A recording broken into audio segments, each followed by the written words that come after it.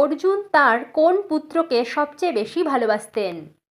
মহাভারতে মহাবীর অর্জুনের মোট 4জন স্ত্রী। অর্জুনের প্রথম স্ত্রী হলেন পাঞ্চাল রাজ দ্রুপদের কন্যা দ্রৌপদী, যিনি একাধারে পঞ্চপাণ্ডবের পত্নী। এছাড়া অর্জুনের বাকি 3জন স্ত্রীরা হলেন নাগকন্যা উলুপি, মণিপুরের রাজকন্যা চিত্রাঙ্গদা এবং শ্রীকৃষ্ণের বোন সুভদ্রা। অর্জুনের 4 স্ত্রীর প্রত্যেকের গর্ভে অর্জুনের একটি করে পুত্রের জন্ম হয়।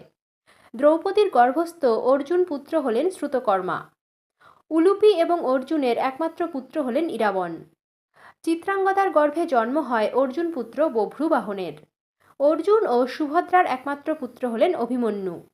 এছাড়াও স্বর্গের অপ্সরা জানুপতির গর্ভস্থ আরও একটি পুত্র ছিল অর্জুনের, তিনি হলেন ইলাবন্ত। অর্থাৎ অর্জুনের মোট 5জন পুত্র: শ্রুতকর্মা, ইরাবণ, বভ্রুবাহন, অভিমন্যু এবং ইলাবন্ত। এই 5 পুত্রের মধ্যে অর্জুন সবচেয়ে বেশি ভালোবাসতেন সুভদ্রার পুত্র অভিমন্যুকে। শ্রীকৃষ্ণের ভাগ্নে তথা অর্জুন সুভদ্রার পুত্র অভিমন্যু ছিলেন মহাবীর। অল্প বয়সেই পিতা অর্জুনের মতো প্রবল বীরত্বের পরিচয় দেন তিনি। মাত্র 16 বছর বয়সে পুত্র অভিমন্যুর সঙ্গে বিরাট রাজার কন্যা উত্তরার বিবাহ স্থির করেন অর্জুন। তাদের বিবাহের মাত্র কয়েকদিন পরেই কুরুক্ষেত্রে যুদ্ধ শুরু হয়।